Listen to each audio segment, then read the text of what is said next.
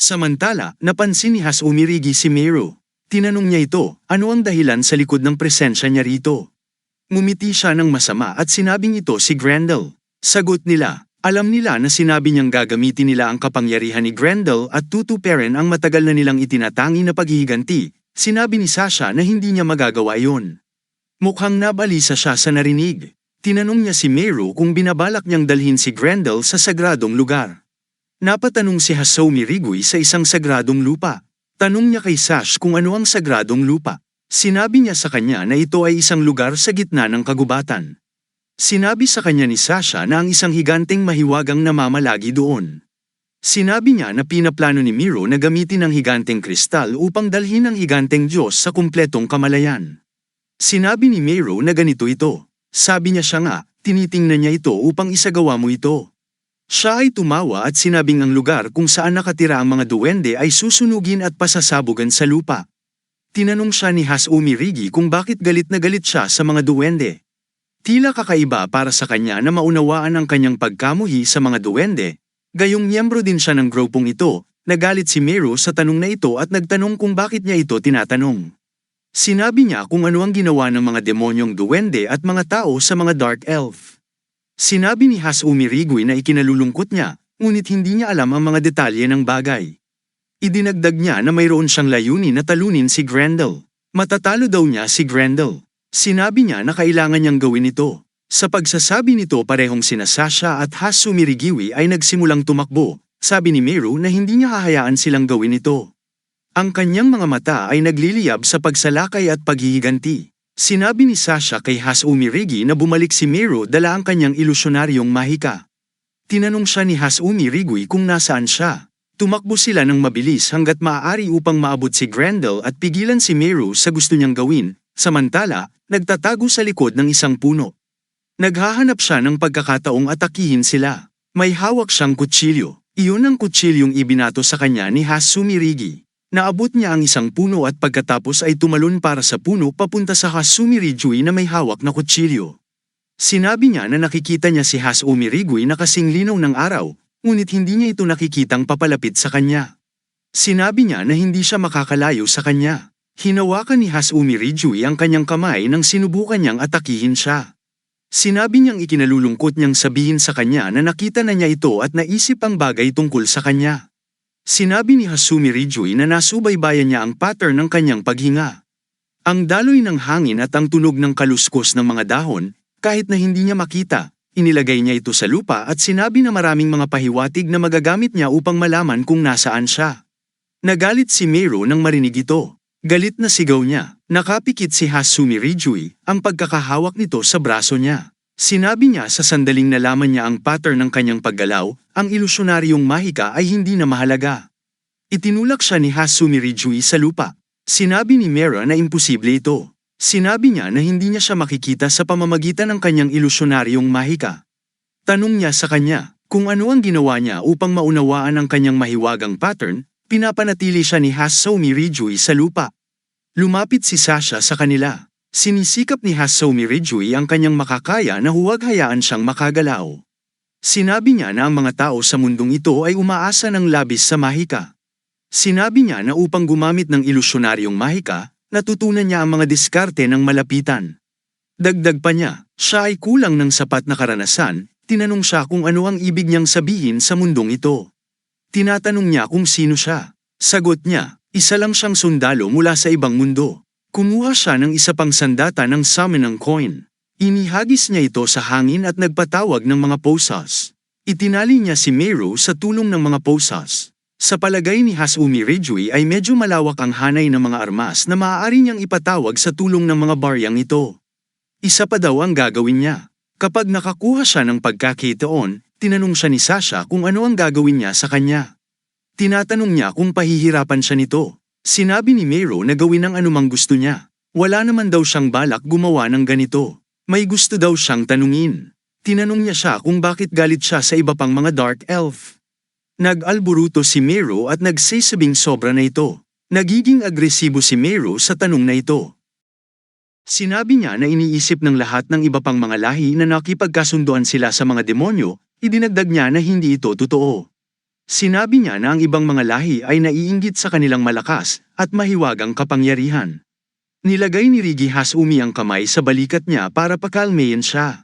Sabi ni Sasha, maghintay ka muna. Ang sabi niya sa simula, ang mga Dark Elf ang nagpalayas sa iba pang mga duwende palabas ng bansa. Sinabi niya na yon ang simula ng lahat. Sabi ni Meru, hindi iyon ang kaso. Sinisisi niya si Sasha na sila ang gumagamit sa kanila bilang kanilang mga alipin. Sinubukan ni Hasumi Rijui na pakalmayin silang dalawa. Sabi niya, kahit sa kanyang orihinal na mundo, ang mga bagay tulad ng diskriminasyon at alitan ay medyo pangkaraniwan. Sinabi niya sa kanila na ang mga taong tumulong sa kanya nang mawala ang kanyang mga magulang, sa kabila ng walang koneksyon sa akin ay mga taong mula sa ibang bansa. Sinabi niya sa kanila na ang mga taong yun ay kumupkup sa kanya at pinakain siya ng masarap na pagkain, kahit na walang koneksyon sa akin. Sinabi niya sa kanila na ang kanyang mga kasama sa kanyang kasalukuyang squad ay nanggaling sa iba't ibang bansa. Sabi niya dati, sila ay magkasalungat, ngunit ngayon ipinagkatiwala nila ang kanilang buhay sa isa't isa. Sinabi niya na hindi siya walang ingat na nagbabayad ng platitude na mapupuksa nila ang lahat ng mga salungatan. Sinabi niya na posible na magkasama ng hindi napupuot sa isa't isa. Tinanong siya ni Maru kung bakit niya sinasabi ang mga bagay na ito sa kanya. Sagot niya, sinasabi niya sa kanya ang mga detalyeng ito dahil naniniwala siyang kaya niyang maunawaan ito. Nagpahayag ng masamang mukha si Maru at sinabing ito ay katawa-tawa. Sinabi niya sa kanya na iniisip niya kung ano ang gusto niyang isipin, ngunit nag-aaksaya lang siya ng oras. Sinabi niya na walang silbi na pigilan siya. Tinatanong niya kung ang ibig niyang sabihin ay may iba pang maitim na duwende na katulad niya. Ang isa pang madilim na duwende ay tumatakbo sa ibang direksyon na may isang mahiwagang kristal sa kanyang kamay. Sinabi ni Sasha kay Hasumi Rijui na ang direksyon ni Grendel ay binago. Sinabi niya na maaabot niya ang mga sagradong lugar, sabi ni Meru. Bukas ng umaga ay ganap na siyang gagaling, sabi niya. Pagkatapos ay sisirain niya ang buong kagubatan. Lumipat ang eksena sa Spirit Tree Village, kung saan abala ang elder sa pagtutuon ng pansin sa isang bagay na sinasabi niyang ang higanteng Diyos, ay na-divert na ang kanyang landas patungo sa mga sagradong lugar. Sina Nick, Fairy at Hasumi Rigway ay nakarating sa silid ng nakatatanda. Sinabi ni Hasumi Rigi na gusto niyang alisin nila ang lahat ng tao sa kagubatan. Sinabi ng matanda na susundin nila ang mungkahing ito. Sinabi niya na hindi niya iniisip na makakarating sila sa oras. Tinanong ni Faria kung ano ang dapat nilang gawin upang matigil ang higanteng Diyos. Sinabi ng matanda na ang Mythic Range Dungeon ay nasa harap lamang ng sagradong lugar. Sinabi niya na ang Mythical Dungeon ay isang malaking espasyo. Sabi niya, kung gagawin niyang mahulog sa piitan ng higanteng Diyos, maaaring maantala ang kanyang muling pagkabuhay. Idinagdag ni Hasumi Ridoi na sa kasong yon, maaari nilang talunin siya bago siya muling mabuhay ng lubusan, sabi ni Nix, na walang paraan na maaari nilang gawin yon. Sabi niya, pinapalibutan ng makapal na mahika ang lahat ng mga mythical rank dungeon. Sinabi niya na walang paraan upang alisin ang layer na yun sa pamamagitan ng paggamit ng anumang magic. Sinabi ni Hasumi Rigway na sa kasalukuyang kalagayan, wala silang ibang mapagpipilian, kaya kailangan nilang gawin ito kahit papaano. Tinanong ng matanda sa nayo ng Spirit Tree si Hasumi Rigi kung may plano siya. Sabi niya oo, may plano siya. Sinabi niya kung ang mga mahiwagang pag-atake ay hindi gagana dito, dapat silang gumamit ng pisikal na pag-atake. Sinabi ni Faria na gagawin nila ito sa karaniwang paraan. Sabi niya oo, sinabi niya na sila ay masira gamit ang mga modernong armas. Lumipat ang eksena sa isa pang bahay sa mga nayon ng puno ng espiritu. Kung saan nandoon si Sasha, ang lahat ay naghihintay sa kanyang pagdating, tinanong siya ni Hasumi Rigi kung ano ang nangyari kay Meru. Sinabi sa kanya ni Sasha na siya ay inilagay sa bilangguan. Ang sabi niya ay sumusunod siya ngayon. Sabi ni Hasumi, oh, parang ganon. Inilatag ni Sasha ang isang sheet sa isang mesa at sinabi, ito ang mapa ng lugar. Lahat ay nakatingin sa mapa. Kinausap ni Sasha si Hasumi at sinabing ang gusto lang niyang malaman ay ang lokasyon ng Mythical Rank Dungeon. Sabi niya oo, gusto niyang matukoy ito ng tumpak hanggat maaari. Sinabi ni Hasumi Rigui kung maaari, gusto niyang malaman ang lugar kung saan mas manipis ang bedrock.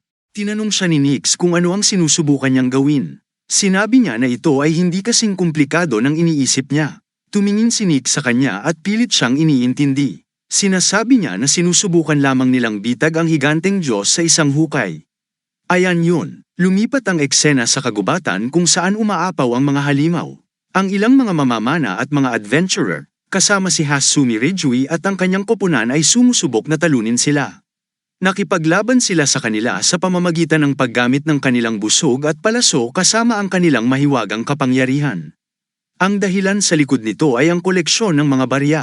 Pinatumba ng Elf Boy ang isa pang duwende at sinabing gumagawa ito ng 500 coins na nakolekta niya. Tumawa ang bata at sinabing magagawa niya ang mga bagay sa mabuting paraan kung gagawin niya ang kanyang sarili sa isang gawain. Sinabi ni Hasumi Rijui na nagawa niya ang isang mahusay na trabaho. Sabi ni Sasha, malaki na siya ngayon. Sinabi niya ngayon na walang mag-iisip na siya ay natatakot sa mga fox hanggang sa punto ng kasalukuya mismo.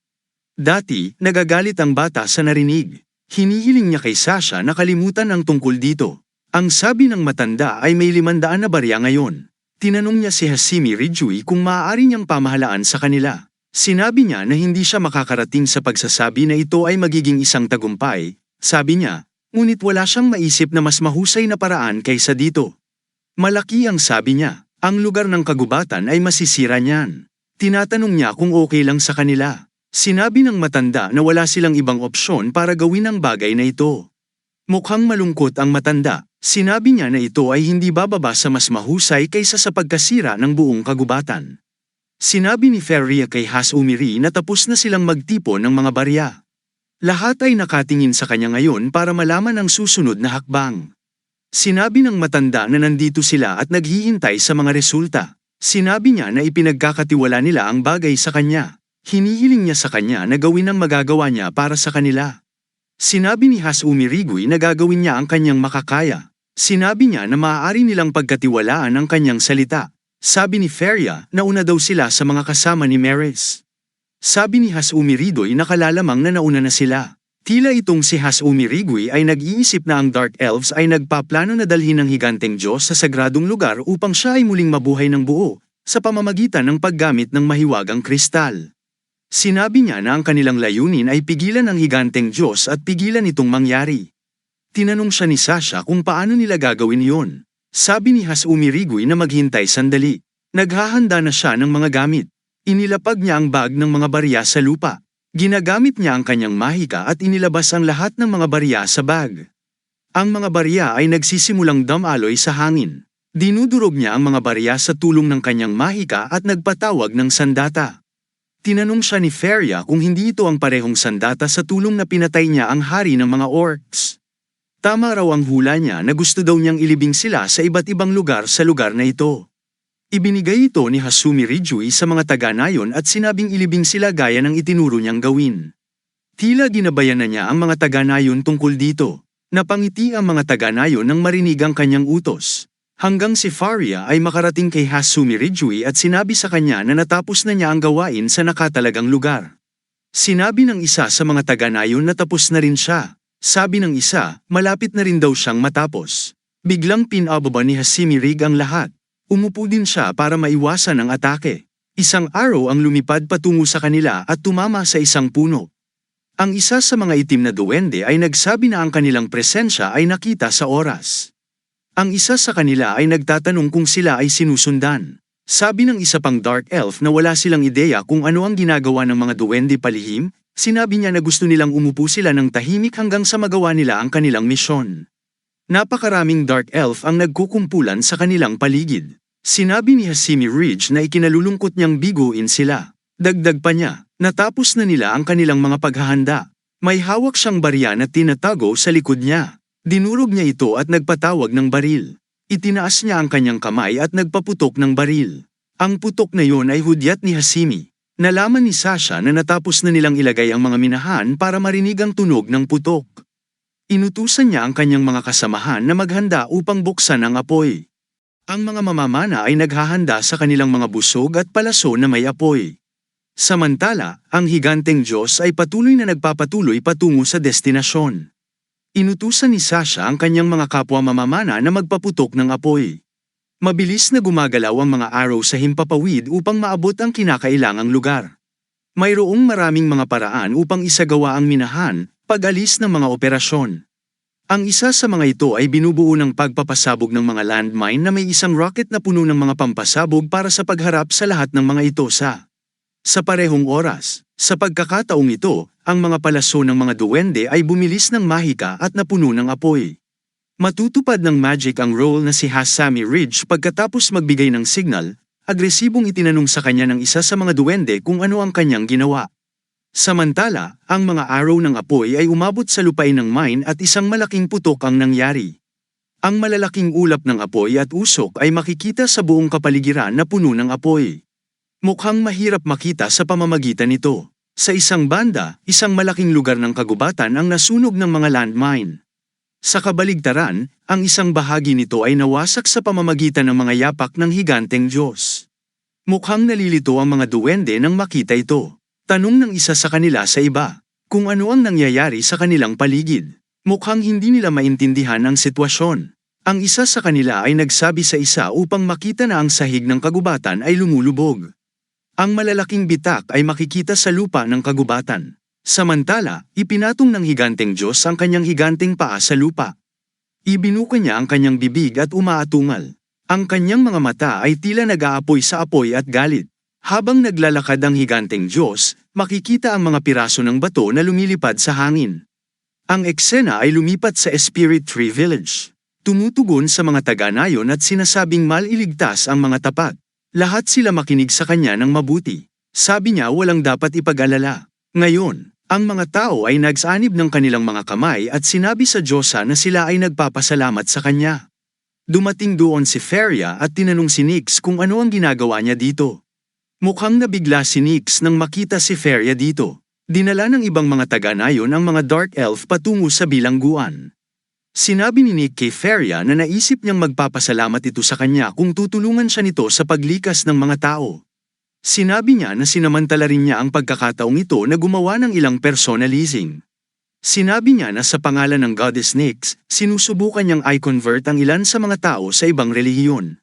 Tinanong niya si Feria kung ano ang nangyari kay Grendel. Sagot ni Feria, nagtagumpay sila sa pagpapahulog sa kanya sa mythical rank dungeon. Sabi niya, sa ngayon, huminto na sila sa paglipat, ngunit hindi nila alam kung gaano katagal. Sinabi nitong sigurado siyang magsisimulang lumipat muli.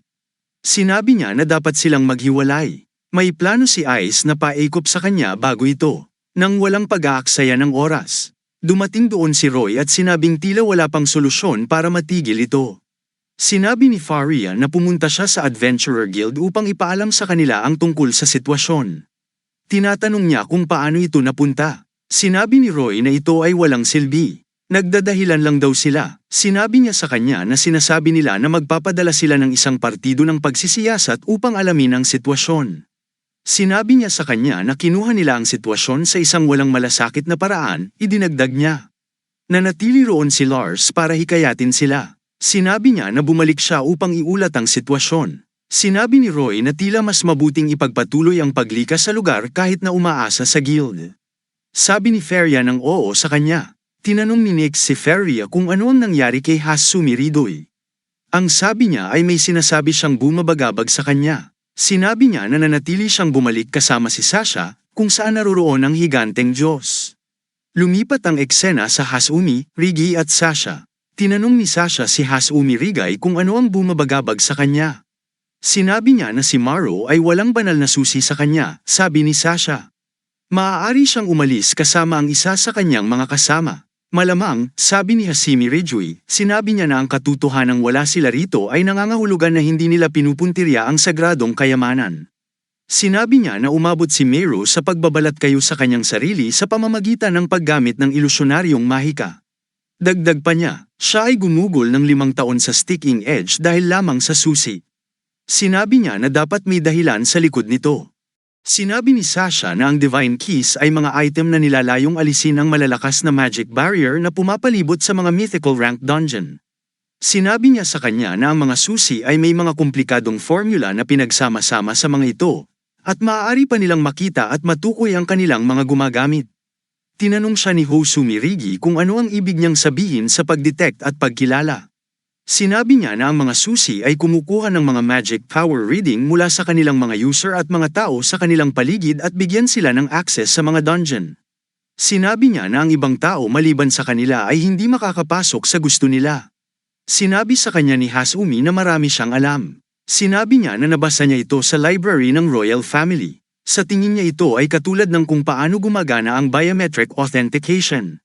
Sabi niya, pinaghihigpitan nila ang mga user at nagbibigay din ng access. Hiniling niya sa kanya na dalhin siya sa mahiwagang kristal. Tinatanong niya kung ano ito. Sabi niya wala siyang masyadong alam sa magic. Tinanong niya si Sasha kung posible bang makakuha ng kontrol sa higanteng Diyos sa pamamagitan ng pagbabago ng mga formula ng banal na susi matapos siyang ganap na maibalik sa kanyang dating kalagayan. Sinimula ni Sasha ang pag-iisip tungkol dito. Lumipat ang eksena sa sagradong lupa, kung saan mayroong tatlong maitim na duwende na nakatayo at nag-uusap. Nakarating doon sina Hasumi, Ridgeway at Sasha. Sabi ni Sasha nandito sila sa lupa. Ang mga dark elf, ang mga madilim na duwende ay lumingon sa likod at sinabi kaya sila ay nalaman na ang mga madilim na duwende ay naglabas ng kanilang mga busog at palaso. Tinutukan nila ng mga arrow sina Sasha at Hasumi Ridgeway. Hindi raw nila hahayaang makialam.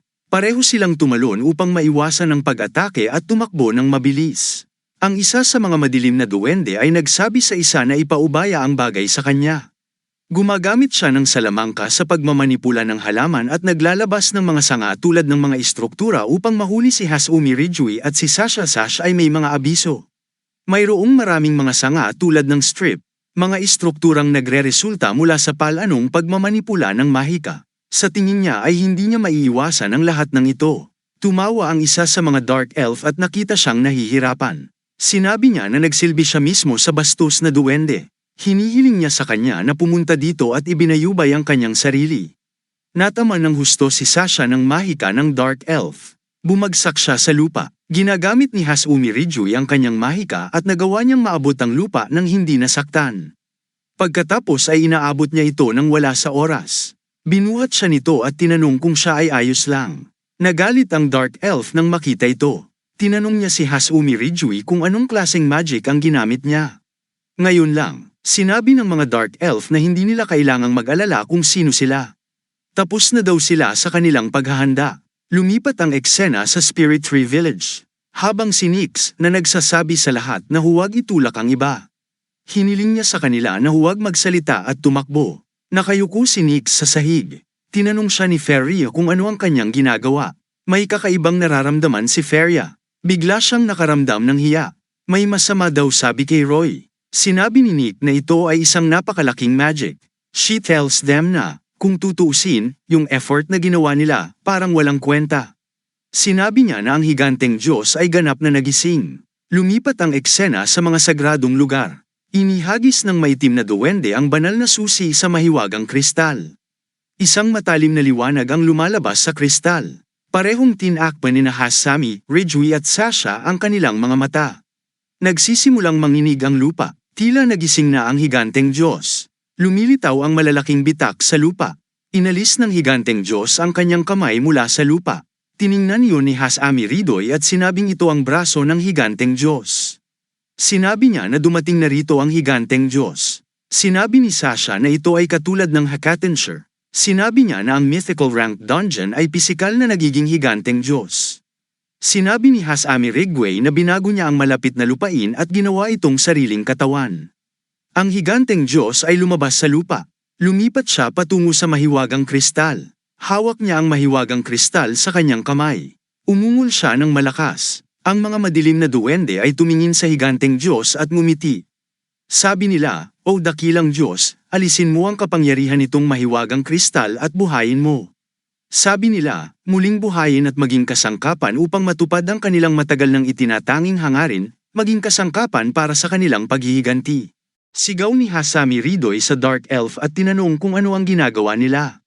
Tinanong niya sila kung gusto nilang mamatay. Nagtatawanan sila at sinasabing ang kamatayan ay hindi dapat katakutan. Ang isa sa mga madilim na duwende ay tumalon sa bibig ni Grendel sa pagtatangkang masiyahan ang gutom ng higanteng Diyos.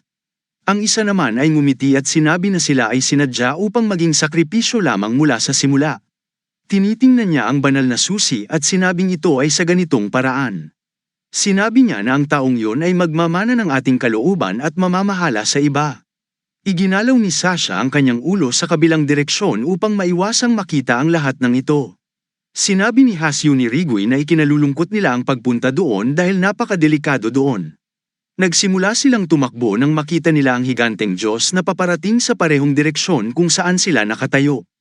Ang higanteng Diyos ay ganap na nabubuhay. Napapikit siya at umungol ng buong lakas.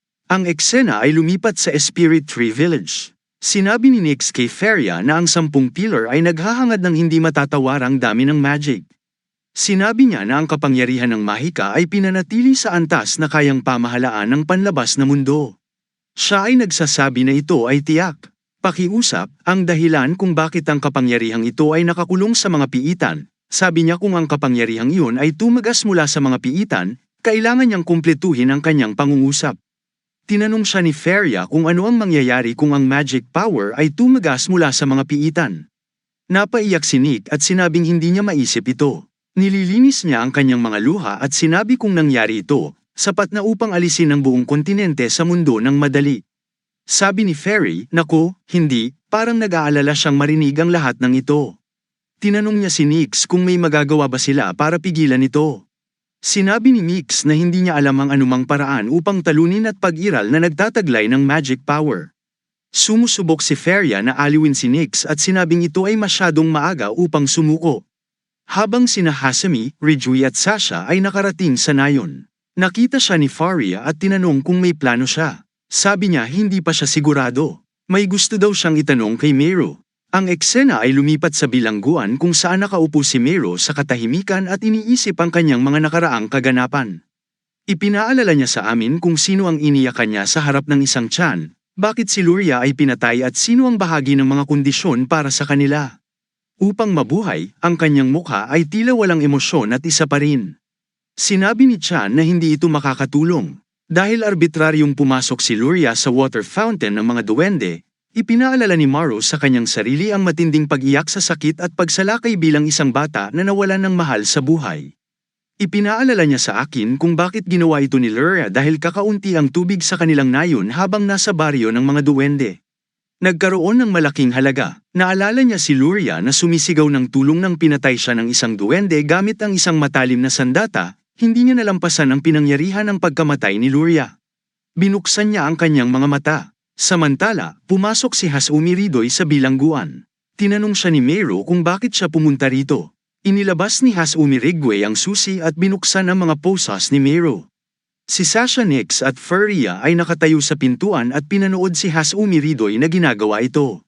Hinaplos ni Meru ang kanyang mga kamay at tinanong si Hasumi Ridoy kung ano ang gusto niya. Sinabi niya kanina na siya ay isang taong may kakayahang umunawa at mga tuwiran.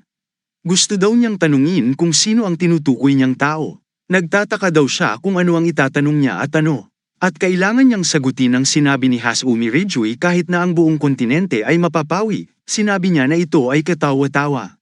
Hinihiling niya sa kanya na huminto sa mga walang kwentang banta na ito. Sigaw ni Nick, "Ito ang katotohanan." Nagulat si Meru sa narinig. May nararamdaman siya. Sabi niya, hindi pwede ang klase ng magic na nararamdaman niya. Iniwan niya ang kanyang pangungusap na hindi kumpleto, sabi ni Nick. Ngunit ito ay totoo. Sinasabi niya sa kanya na siya ay isang diyosa. Sinabi ni Nick na hindi niya alam kung gaano kapanganib ang 10 haligi ng Diyos at ang mga panganib na nauugnay sa mga ito. Sinabi niya na hawak nila ang kapangyarihang magbigay ng anumang hiling. Sabi niya, sa madaling salita, hawak nila ang kapangyarihang hubugin, yumuko at muling likhain ang buong mundo. Idinagdag niya na sa kasong yon, posible rin para sa kanila na ibahin ang lahat sa kawalan. Sinabi ni Meru na ang mga Diyos ay hindi maaaring magsinungaling, kaya dapat ito ay totoo.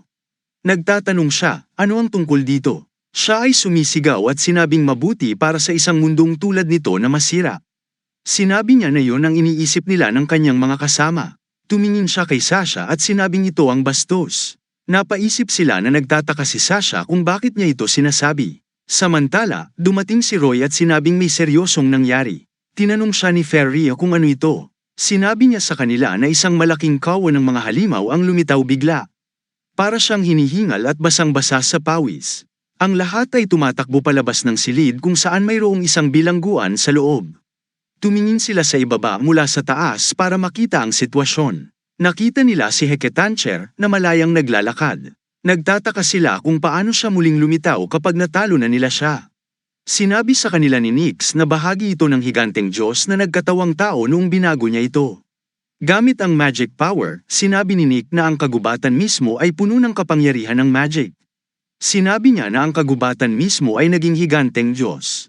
Sinabi ni Nyx na ito ay kung paano niya pinamamahalaang maglabas ng isang malaking hukbo. Nakikita nila ang napakalaking balto ng mga halimaw na umaapaw sa kagubatan. Napansin ni Maro na may iniisip si Hasumi Rijui. Tinanong niya siya, ano ang kanyang plano? Tinatanong niya kung may balak pa ba siyang labanan ng isang bagay na ganito. Sabi ni Hasumi Rijui, syempre, may pinaplano siya. Sinabi niya na walang dahilan para mawalan ng pag-asa. Mukhang determinado siyang labanan ang karamihan ng mga halimaw at ang higanteng Diyos. Si Hasumi Rijui ay nagpatawag ng isa pang sandata. Humiga siya sa bubong ng isang bahay at tinutukan ang halimaw.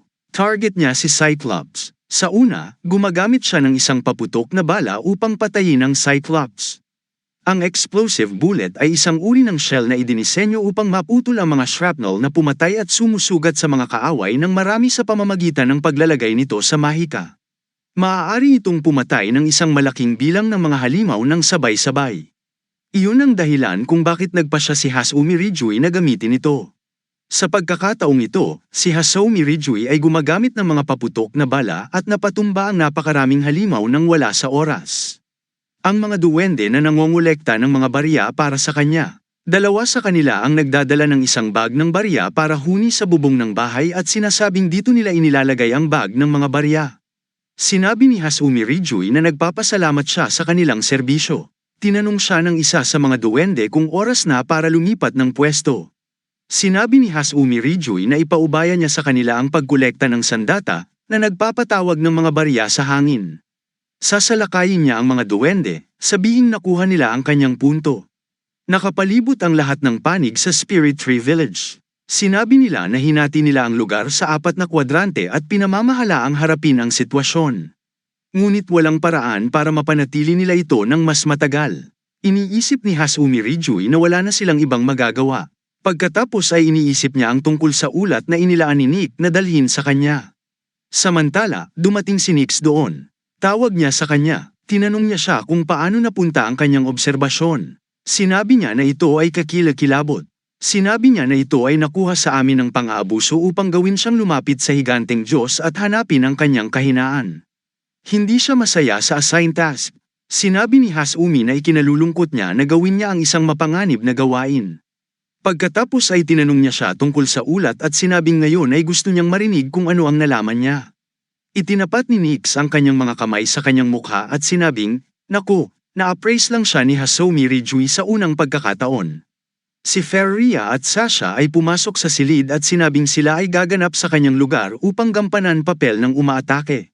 Sabi ni Hasumi Rijui, mangyaring gawin, dagdag pa niya, aasa siya sa kanila. Hinihiling niya sa kanila na maging maingat habang ginagawa ang gawaing ito. Bumalik si Hasumi Rijui kay Nyx at tinanong siya kung ano ang natutunan niya tungkol sa kahinaan ni Grendel. Sabi ng kahinaan ni Grendel ay ang ubod ng piitan. Sinabi ni Hasumi Rijui na siya ay kapareho ng Hecatancher. Idinagdag niya na ang core ay nasa loob ng katawan ni Grendel. Sinabi niya na sa kasong yun, ang isang simpleng pag-atake ay hindi sapat. Iniisip ni Hasumi Rijui na para harapin ang napakagandang katawan, kahit na ang mga bala ng armor piercing ay mahuhulog. Sinabi niya na mas madali kung magpapatawag siya ng tangke. Tinanong siya ni Nyx kung ano ang gagawin nila ngayon. Sinabi ni Hasumi Rijui tulad ng kanyang binalak. Siya ay magkakaroon ng isang oras na idlip. Hiniling niya kay Nyx na gisingin siya pagkatapos ng isang oras. Nagtataka ito kay Nyx. Tinatanong niya kung matutulog na ba siya ngayon. Tumingin siya sa likod at nakita siyang natutulog. Lumipat ang eksena sa kagubatan. Ang sabi ng mga duwende, napakaraming barya ang kanilang nakolekta. Kailangan daw nilang bumalik ngayon kapag aalis na sila sa lugar. Isa sa kanila ang humiling sa iba na tumingin sa direksyon na yun. Lumilitaw ang isang Cyclops mula sa direksyong yun. Ang mga Cyclops ay humahabol sa ilang tao. Isa sa kanila ang nagsabi sa iba na ang mga tao ay mula sa Lakeside Village. Sinabi niya na kailangan nilang iligtas sila. Dalawa sa kanila manahimik dito. Ang nagsasabi sa kanila ay nagsimulang tumakbo sa direksyon na yun. Sabi niya kung ayaw nilang sumali, mag-isa siyang pupunta. Tinawag nila siya at hiniling na huminto.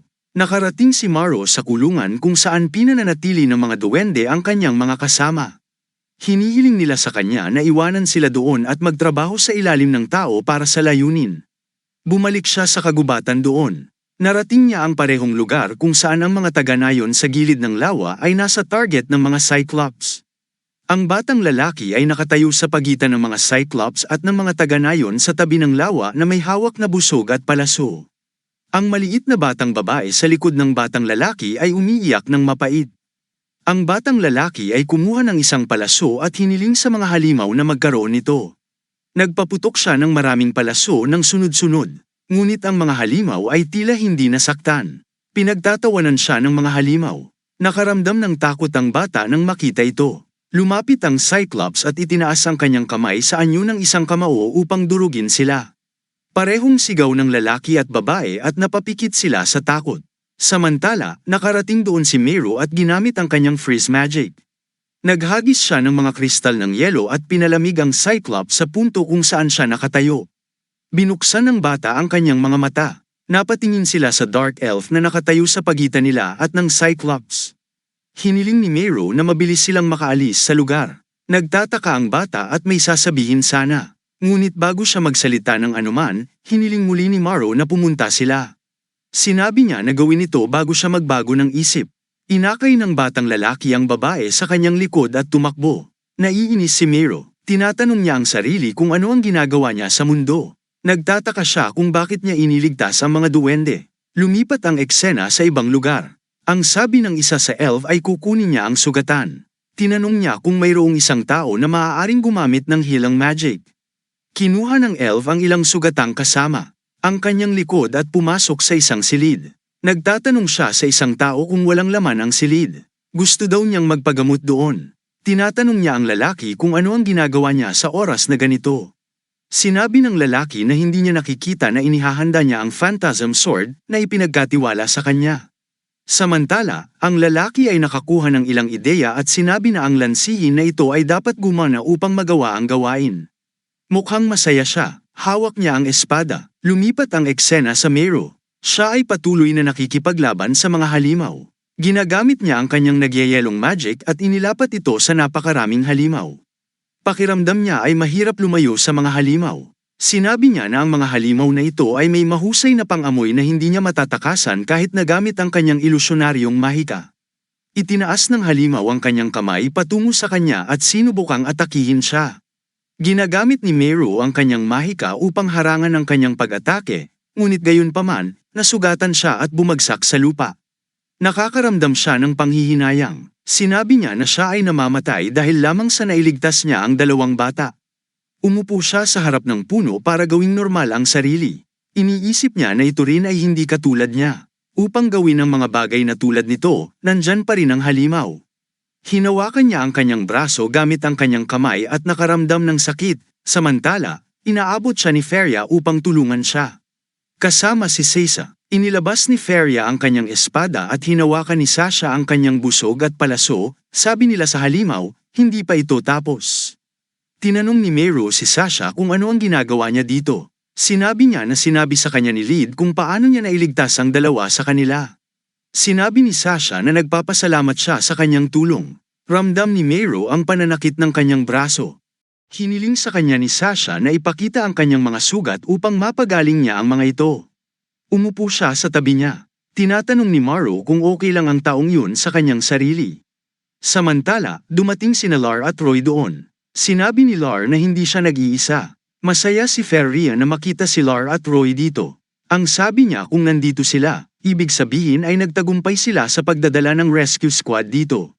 Ito ay lubos na kasiya siya para sa kanya. Sabi ni Lar nagtagumpay sila sa paggawa nito. Sinabi niya na kahit papaano ay nagawa niyang hikayatin ng guildmaster. Pagkatapos ay sinapo niya ang kanyang noo at sinabing nahulaan niya na wala siyang ibang pagpipilian.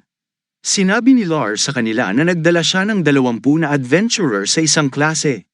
Pagkatapos ay tumingin siya kay Mero at tumigil sa pagsasalita. Tinapak ni Roy ang balikat niya para pakalmeyin siya, sabi niya. Itago natin ang iba pang detalye para sa ibang pagkakataon.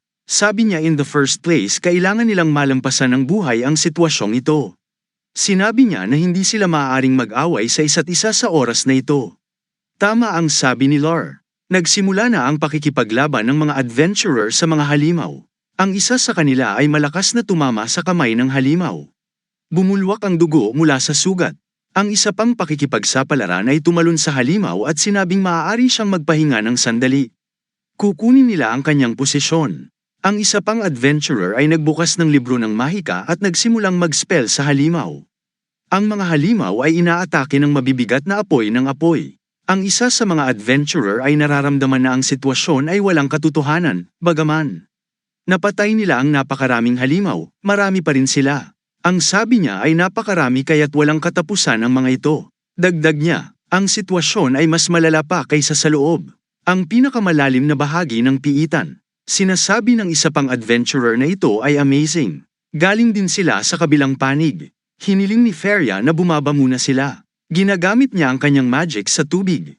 Iniswing niya ang kanyang espada sa hangin at naghagis ng magic aura sa mga halimaw.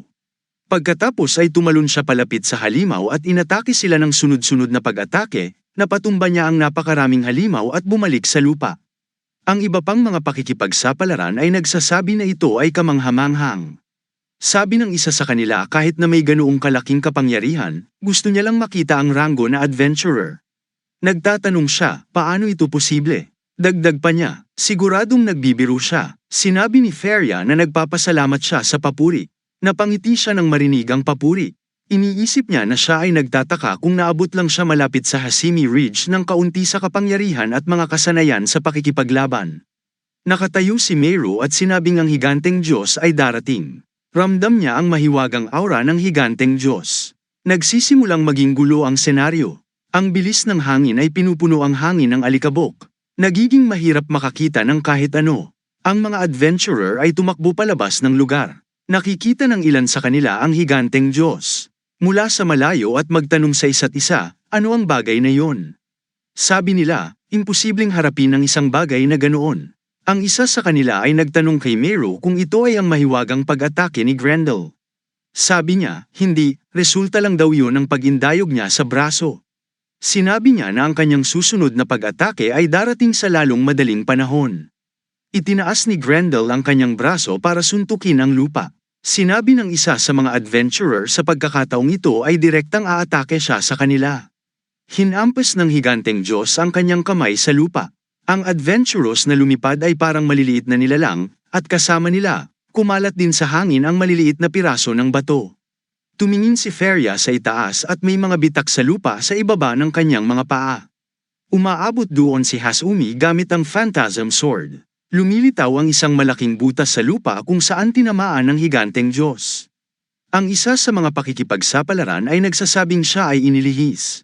Ang paparating na umaatake, si Faria ay tumingin kay Hasumi, Ridgeway at ngumiti. Si Hasumi Ridgeway ay nagbigay ng isang hero at poses ng liwanag na lumabas sa Phantasm Sword Whistle, tumingin sa espada at tinanong siya kung tapos na ba sila sa paghahanda nito. Sinabi ni Hasumi Rigi na ito ay pansamantalang pagsasaayos. Tila ang sandata na summon ng coin ay nagpapatawag ng espada at hindi ito ang tunay na isa. Samantala, dumating doon si Nix. Tinatawag niya si Hasumi Rigi. Hinihiling niya sa kanya na tingnan ang espada. Tinatanong niya kung naihanda na niya ito. Sinabi niya na ang tao doon ay nagawa ang perpektong trabaho sa pag-aayos nito. Ang sabi ng lalaki ay hindi ito perpekto. Ito ay pansamantalang pag-aayos lamang. Sabi ni Hasumi Rigi sa lalaki, gayunpaman, kakaiba ang kanyang mahiwagang kapangyarihan. Sabi ng lalaki, oh. Kaya sinabi ng lalaki na tiningnan niya ang kapangyarihan ng tirahan sa espada. Sinabi niya na may mga bahagyang palatandaan ng isang elemento na hindi pa niya nakita noon. Tinanong ni Hasumi Rigi kung ano ang ibig niyang sabihin doon. Sinabi ng lalaki na ang ibig niyang sabihin ay kakaiba ang espada. Kung maglalagay siya ng professional jargon, tinanong ni Asaidoy ang lalaki kung ito ang dahilan kung bakit ito pumutok. Sinabi ng lalaki na marahil ay hiniling ng lalaki na huwag kalimutan na ang lahat ng ginawa niya ay pag-aayos lamang sa paggamit ng mahika. Idinagdag niya na dapat siyang mag-ingat. Ang sabi ng lalaki kay ang Hasumi, hindi upang harapin ang anumang pisikal na pag-atake dito o hayaan itong magdusa sa mga epekto nito. Sinabi ng lalaki na ang natitira sa kanyang pagtatapon upang gamitin ay ang mga uri lamang ng mahiwagang pag-atake na naglalabas ng isang bagay. Sinabi ni Hasumi Rigway na hindi dapat maging problema kung ito ay isang pag-atake na hindi niya ginagamit matagal ng panahon. Sinabi ni Hasumi kina Roy at Lar na ang ilang mga duwende ay nasa kalagitnaan ng pag-abot sa anumang kanlungan. Doon ay sinabi sa kanila na gusto niyang protektahan ang mga taga-nayon hanggang sa makarating sila sa Spirit Tree Village. Sinabi niya na sasali sila sa mga pagsisikap sa pagtatanggol pagkatapos. Ayon sa mga indikasyon ni Nix, sinabi ni Lar na nakuha niya ang kanyang punto. Sabi ni Roy, kumilos na tayo. Pagkatapos ay lumingon si Hasumi Rigi kay Meru at sinabing gusto niya ngayon. Bago niya makumpleto ang kanyang pangungusap, sinabi ni Maro na alam niyang gusto niyang malaman ang tungkol sa tao. Tinanong ni Hasumi Rigi si Meru kung okay lang sa kanya. Sinabi niya na ang tinatawag na tao ay kanilang reyna. Tinanong ni Feria kung Dark Elf ba ang ibig niyang sabihin. Sabi ni Reyna Maru oo. Sinabi niya na ang kanyang mga kasama ay nagsulat ng isang magic technique sa banal na susi na kanilang pinakain sa higanteng Diyos. Sabi niya ito ay isang pamamaraan upang kontrolin ang higanteng Diyos mula sa labas. Ipinakita sa kanila ni Maru ang isang magic charm. Sinabi niya na ang pamamaraan ay tutugan sa magic charm na ito. Idinagdag niya na ang kanilang reyna lamang ang makakapag-activate nito. Tinanong siya ni Hasumi kung ang kanyang tungkulin ay ihatid ito sa reyna. Sabi niya, oo, tama ito. Pagkatapos ay kumuha siya ng kutsilyo at pinunit ang alindog. Sinabi niya na itinalaga sa kanya ang gawaing yun, ngunit ngayon ay hindi na niya mahahanap ang katarungan at katwiran sa napakatagal at minamahal na paghihiganti. Nangako siya sa harap ni Hasumi Rigi at sinabi niyang alam niyang makasarili ito sa kanya. Hiniling niya kay Hasumi Rijui na talunin ang higanteng Diyos. Lumipat ang eksena sa silid ng Dark Elves ay Queen's Chamber. Mukhang galit siya kay Maru. Sinabi niya na pinagtaksilan sila ni Maru ngayon. Agad na ginamit ng Reyna ang kanyang mahiwagang kapangyarihan at narating ang lugar kung saan nakatayo silang lahat. Nagtataka ang bawat isa nang makita siya. Nagtataka si Sasha kung saan siya nanggaling. Iniisip ni Feria kung maaari itong magic teleportation, sabi niya. Ngunit walang mahiwagang porma sayon. Ang sabi ni Feria ay isang mahiwagang kapangyarihan, sabi niya na malapit lang sa kanya ay nahihilo na siya. Sinabi ni Maru na walang mga labi ng katawan na natitira sa kanya. Dagdag niya, isa lang siyang power accumulation ng mahiwagang kapangyarihan. Sabi ng Reyna, ayos lang. Sinabi niya na ang kanyang layunin ay hindi pa rin nagbabago. Tinanong siya ni Muro kung nagpaplano siyang makipag-ugnay ng direkta sa higanteng Diyos. Hinihiling niya sa kanya na huminto. Sinisikap ni Meru na pigilan ito na mangyari. Wala sa mode ang Reyna para itigil ang paggawa niyan. Lumilikha siya ng isang malakas, mahiwagang spell. Maraming sanga tulad ng mga istruktura ang lumalabas sa lupa at nagsimulang umakyat pataas. Hiniling sa kanya ni Hasumi Ridoi na maghintay. Ang mga sirang tulad ng mga istruktura ay natakpan siya ng buo at dinadala siya sa lupa. Lahat sila ay nabigla nang makita ito. Tinanong ni Hasumi Rigui si Meru kung ano ito. Sinabi niya sa kanya na nagsimula na ang pagsasanib. Ang pulang ilaw ay kumikinang mula sa maliliit na bahagi ng lupa. Ungol ng dambuhalang Diyos. Ang pagsasanib ay nananatiling nasa proseso. Mukhang galit ang higanteng Diyos.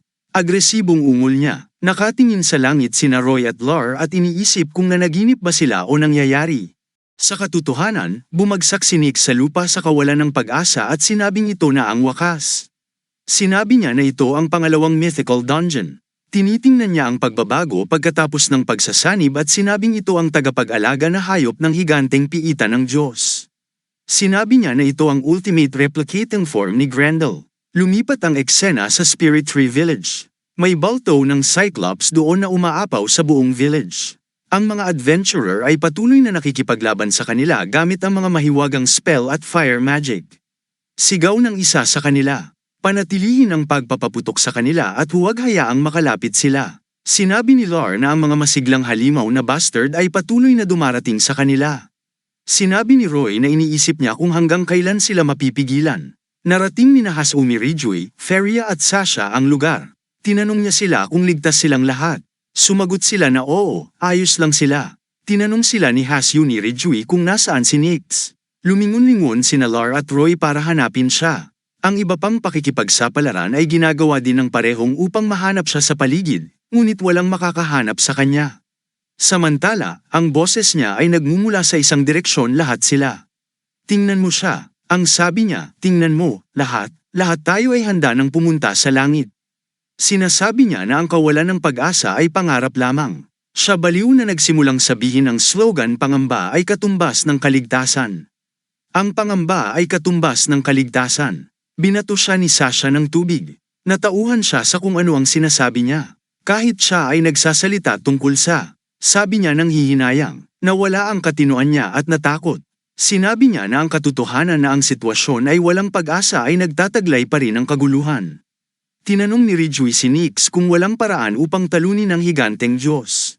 Sinabi ni Feria na siya ang amo ng piitan na nagpoprotekta sa kathang-isip na ranggo ng kayamanan ng piitan. Dagdag niya, dapat mayroong isang paraan upang talunin siya at masakop ang piitan. Sinabi ni Nick na mayroong paraan na sinasabi niya. Sa una ay kailangan nilang sirain ang ikatlong mata na nasa kanyang noo.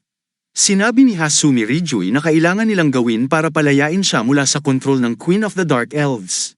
Sabi ni Nick, oo. Sinabi ni Nick kung hindi nila gagawin yon, kung gayon ang kanilang layunin na sirain ang pinakamalalim na bahagi ng piitan ay hindi matutupad. Dagdag niya, hindi nila siya magagawang talunin at mapanalunan ang piitan. Nagsimulang isipin ni Ferry ang ikatlong mata ng higanteng Diyos. Napasigaw si Nix na alam na niyang imposibleng gawin yon. Itinaas niya ang kanyang daliri patungo sa higanteng Diyos at sinabing hindi maabot ang lugar na ito. Sinabi niya na hindi nila maabot ang ikatlong mata kahit na sa pamamagitan ng pagtalon sa pamamagitan ng mahiwagang kapangyarihan, sabi niya. Hindi siya makakalipad ng ganun kataas. Nag-isip sandali si Feria at sinabing bukod sa, kung maabot man nila, walang paraan para sirain nila ang pinakamalalim na bahagi ng piitan. Hinawakan ni Nix ang kanyang ulo at sinabing ito ang dahilan kung bakit sinasabi niya na ito na ang katapusan. Sinabihan ni Hasumi Ridgway ang lahat na huminahon. Sabi niya, paano kung gawin ito? Habang sinasabi niya ang mga salitang ito, lahat ay nakatingin sa kanya ng buong atensyon. Sinabi niya sa kanila ang plano. Sabi ni Nick sa kasong yun, dapat gumana ng maayos ang mga bagay. Tinanong ni Sasha si Feria kung naiintindihan niya ang pinag-uusapan nila. Sinabi ni Feria na kalahati lang ang, idinagdag niya na kung ito ang plano ni Hasumi Ridgway, tiyak na gagana ito. Sinabi ni Sasha na may pakiramdam siya na mangyayari ang lahat. Okay, kahit papaano gumawa sila ng isang tumpok ng armas na nagpapatawag ng mga barya. Tinanong ni Hasumi kung lahat sila. Sabi ni Lar, dagdag pa niya, ito ay medyo marami. Sinabi ni Roy na ang kanilang mga mapagkukunan upang makagawa ng mga ito ay lumilitaw ng walang tigil. Pagkatapos ng lahat, tinanong siya ni Feria kung ano ang ipapatawag niya sa kanila. Sinabi niya na ito ay isang bagay na magpapahintulot sa kanila na lumipad sa tuktok ng higanteng ulo ng Diyos. Sa pagkakataong ito ay tinawag niya ang pag-ataking Helicopter X-65.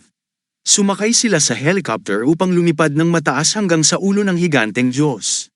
Mukhang natakot si Feria sa taas. Tinatanong niya kung ayos lang siya. Sumasagot siya ng oo. Kahit papaano ay nagagawa niyang maging maayos. Naisip ni Hasumi Ridgway na kahit papaano ay nagagawa niyang dalhin ito gamit ang 1,000 armas na nagpapatawag ng mga barya. Sinabi niya na siya ay gumawa lamang ng ilang mga praktikal na kurso sa pagsasanay. Sinabi niya na siya ay natutuwa na siya ay may ilang karanasan sa pagpilot dahil siya ay nag-absorb sa pag-iisip. Tawag sa kanya ni Faria para sabihing malapit na sila sa higanti Diyos, inilabas niya ang kanyang baril at inaatake ang Diyos. Ang helicopter ay tila isang maliit na ibon kumpara sa higanteng katawan ng isang higanteng Diyos. Ngunit ang paraan ng paggawa nito ay nasasabi ni Ferrier na ito ay kamanghamanghang. Hindi nagtagal ay nakarating sila malapit sa ulo ng higanteng Diyos. Ibinuka ng higanteng Diyos ang kanyang bibig at umungol. Habang umuungol isang mabigat na apoy ang naglalabas sa kanyang bibig. Inaatake sila ng higanteng Diyos. Sinabi ni Hasumi Ridgway na paparating na ang pag-atake. Dagdag pa niya, kailangan nilang lumabas sa matinding pag-atake ng apoy ng higanti. Sisirain ng Diyos ang helicopter nang wala sa oras. Ang pag-atake ng apoy ay pinunit ang helicopter sa maliliit na piraso. Ang parehong sina Hasumi Ridgway at Ferrier ay tumalon papunta sa higanteng katawan ni Grendels na nagsasabing matagumpay ang bahaging ito. Sabi ni Hasumi Ridgway, lumipat ang eksena sa Spirit Tree Village. Tinanong ng matanda si Nix kung kailangan niya ng mabigat na metal hanggat maaari upang talunin ang higanteng Diyos, sabi ni Nick. Meron ba? Sinabi sa kanya ni Lord Lod na alam niya ang tungkol sa isa sa ganitong uri. Sabi niya nung nasa labas na siya ng entrance ng mythical rank. Bago niya makumpleto ang kanyang pangungusap, huminto si Sasha at sinabi na hiniling niya sa kanya na huwag pumunta doon ng maraming beses. Mukhang nagalit siya nang marinig na pinigilan siya ni Nick at sinabing hindi ito ang tamang oras para pag-alitan siya. Hiniling sa kanya ni Nix na sabihin sa kanya ang tungkol sa lugar na yon. Sabi ni Lod, tama ba? Sasabihin niya sa kanya ang tungkol sa lugar na yon. Sinabi ni Nick na tila kaya nilang iligtas ang mga bagay sa kanilang wakas. Sabi niya, iniisip niya kung maayos ba ang takbo kina Hasumi Ridgeway at Feria-san o hindi. Ang eksena ay lumipat sa tuktok ng ulo ni Grendel. Marami silang nakikita dito, mukhang epekto ng illusionary magic, o may hindi inaasahang welcoming party para salubungin sila. Sinabi ni Hasumi Ridgeway na hindi sila umalis sa isang ruta ng pagtakas o magkaroon ng oras upang mag-aksaya dito. Sinabi ni Foria na hindi nito binabago ang kanilang gagawin. Tama ang sabi ni Hasumi Ridgeway. Sinabi niya na magpapatuloy sila ayon sa plano. Inilabas niya ang kanyang kutsilyo at inilabas ni Faria ang kanyang espada. Pareho silang tumakbo patungo sa mga halimaw. Sinabi ni Hasumi Ridgeway na napakaraming kaaway. Sabi ni Faria, wala silang katapusan. Nakatalikod sila sa isa't isa habang naglalaban. Napansin ni Hasumi Ridgeway ang mga galaw ng mga halimaw. Sabi niya, matamlay ang mga galaw nila. Aniya, tila kulang sila sa kakayahang mag-isip ng malaya. Inihagis niya ang isang sandata, nagpapatawag ng barya sa hangin at sinabi sa kasong yon, kailangan niyang magpatawag ng sandata. Sa pagkakataong ito ay nagpatawag siya ng M48 stun grenade. Inihagis niya ito sa mga halimaw. Hiniling niya kay Feria na ipikit ang kanyang mga mata at takpan ang kanyang mga tainga. Sa sandaling dumampi ang stun grenade sa lupa, isang napakalaking pagsabog ang nangyari. Nalilito ang halimaw sa ingay ng pagsabog. Hiniling ni Hasumi Ridgeway kay Feria na samantalahin ang sandali.